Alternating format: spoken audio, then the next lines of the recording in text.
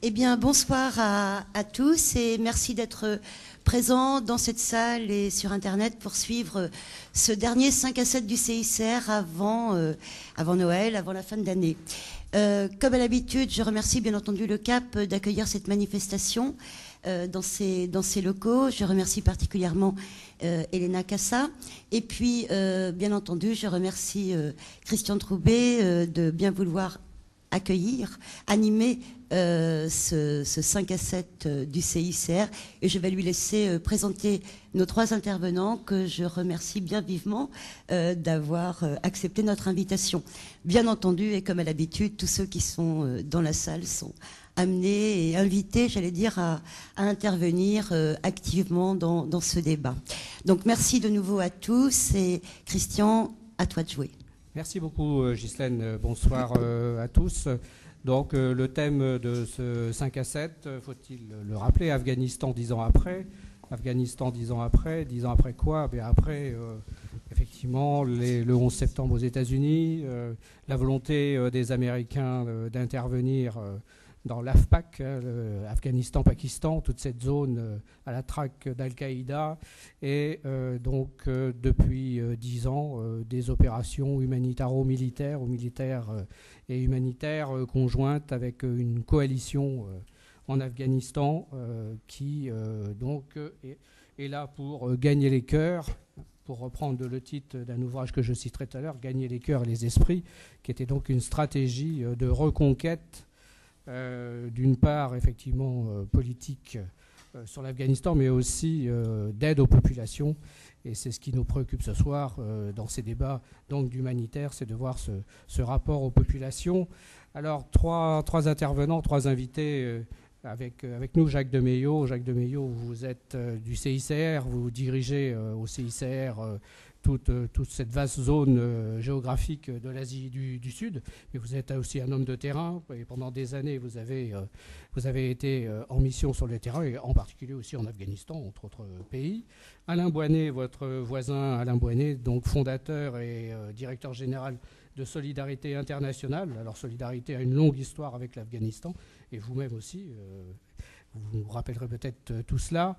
Et puis Pierre Micheletti donc, qui est médecin, qui est ancien président de Médecins du Monde où vous avez été donc en mission depuis les années 80, donc aussi une longue expérience de mission pour MDM. Et puis je voulais aussi donc rappeler les règles du jeu. Parmi vous, beaucoup de représentants d'ONG, d'institutions, beaucoup aussi qui sont impliqués, engagés en Afghanistan. Donc la parole vous est donnée aux différents stades de nos débats. Moi, je voulais commencer en fait peut-être par une question où les uns et les autres vous allez peut-être répondre plus rapidement, en 2-3 minutes chacun.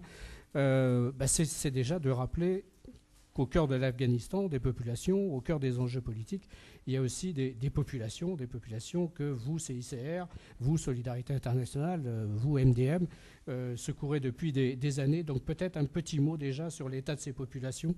Jacques Demeillot. Oui, merci de formuler la question de cette manière. En effet, c'est bien des populations qu'il s'agit, c'est bien les populations qui sont aujourd'hui les premières, on va dire, otages parfois de narratifs divergents qu'on trouve au sein des organisations internationales, des différents États pouvant être partis ou pas à la coalition internationale aujourd'hui en Afghanistan. Mais c'est bien des populations dont il doit s'agir. Alors, l'état des lieux de la population aujourd'hui, il est sombre. Sans tomber dans un catastrophisme qui ne serait pas productif ou constructif d'une quelconque manière.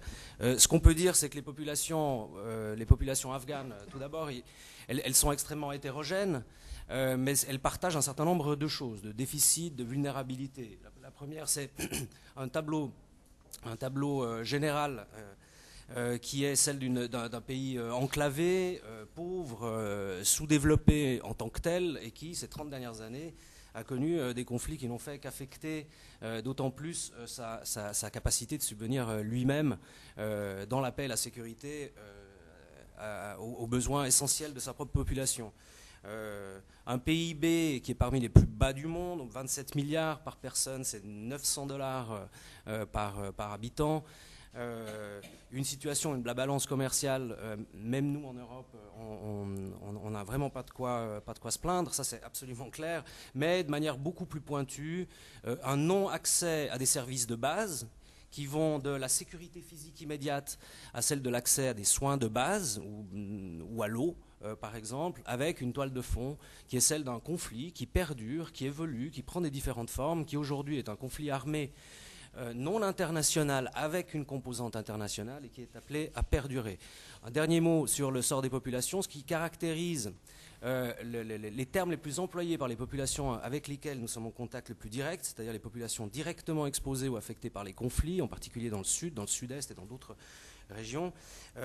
C'est vraiment le terme, c'est mouchkel, c'est difficultés, c'est problèmes. Il y a aussi une grande crainte par rapport au retrait qui est souvent perçu comme une forme de fuite de la communauté internationale, une crainte d'abandon et la crainte qu'une guerre civile apparaisse alors même que beaucoup comptent sur la résilience légendaire des Afghans pour faire face aux défis qui se posent à l'heure actuelle. Merci.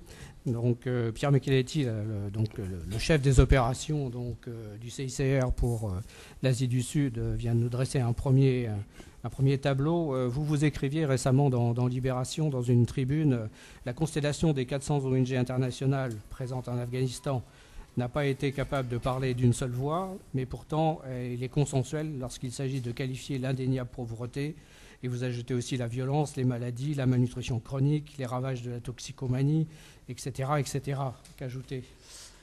Bien, oui, donc sur ce premier point, et je trouve que la réponse de Jacques de Maillot est assez éloquente déjà en la matière, à savoir que en fait, le premier problème qu'on a à l'égard des besoins de santé de la population, comme de ces besoins qui relèvent d'une aide humanitaire d'urgence, c'est le déficit d'information.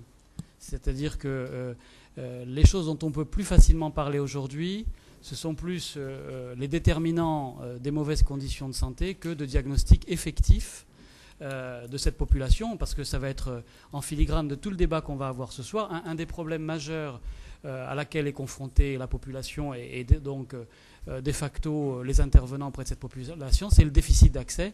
Et ce déficit d'accès se traduit entre autres par une incapacité à élaborer des diagnostics réels des principaux problèmes de santé. Alors on qualifie plus donc deux corollaires à ce que je viens de dire. Le premier, c'est la prudence sur les chiffres que malgré tout on arrive à obtenir. Et puis donc c'est la qualification plutôt des facteurs de vulnérabilité que de situations humanitaires réelles en dehors des territoires où les ONG ou d'autres institutions peuvent effectivement se déployer. Sur les déterminants, j'insisterai sur deux aspects, celui de la pauvreté.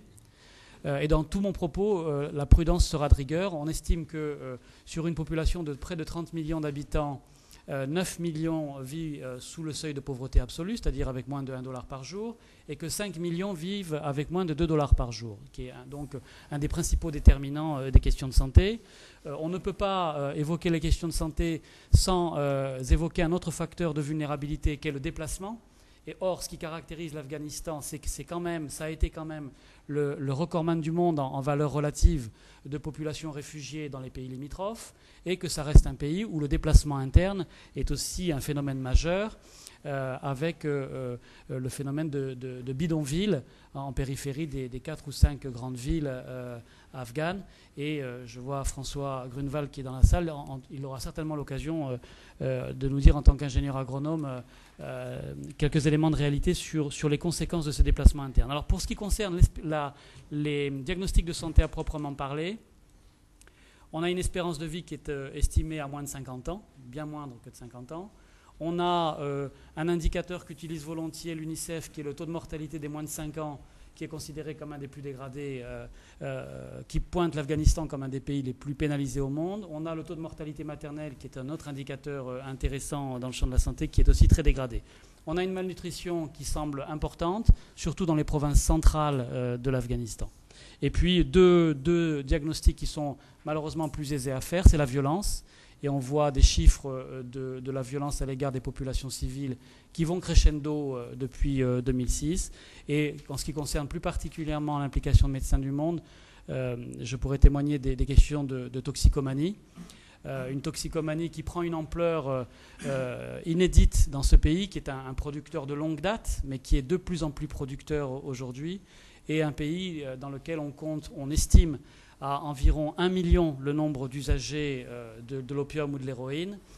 Et un témoignage que je voudrais apporter, c'est les conditions particulièrement sordides qui sont celles des injecteurs dans les villes, et en particulier à Kaboul.